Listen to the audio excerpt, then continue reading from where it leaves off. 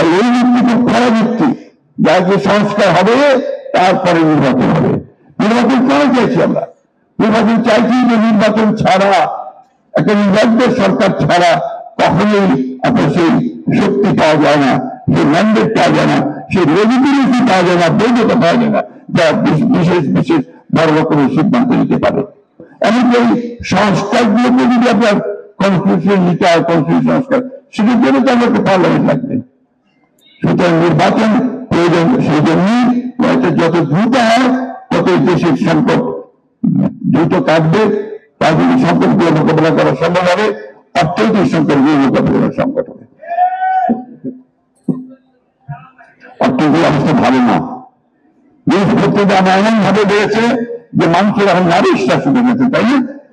প্রতিটি জিনিসের দাম বেড়ে গেছে।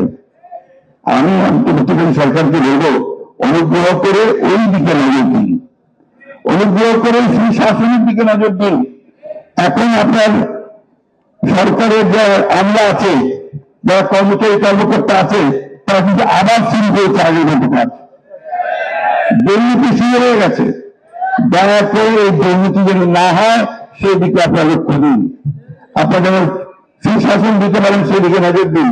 পুলিশ যেন ভালো কাজ করে, আমলারা যেন ভালো কাজ করে সেদিকে নজর দিন।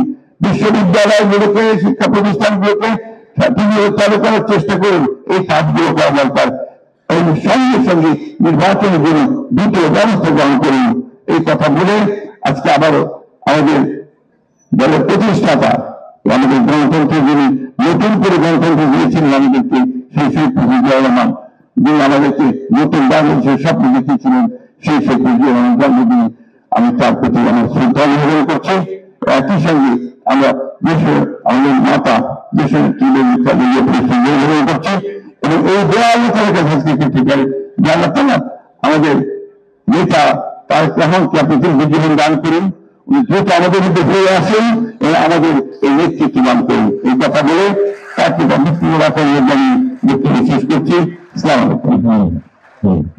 এ পর্যায়ে বক্তব্য রাখবেন আজকের সভার প্রধান অতিথি, এই মুহূর্তে বাংলাদেশের ঐক্যের প্রতি আগামী দিনে বাংলাদেশের দেশ নায়ক তারেক রহমান এ পর্যায়ে বক্তব্য রাখার আহ্বান জানাবেন।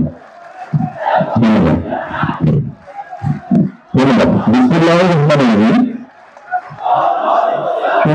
রাষ্ট্রপতি জিয়া রহমানের ৯৫তম জন্মবার্ষিকী উপলক্ষে বাংলাদেশ জাতীয়তাবাদী দল আয়োজিত আজকের এই আলোচনা সভা সম্মান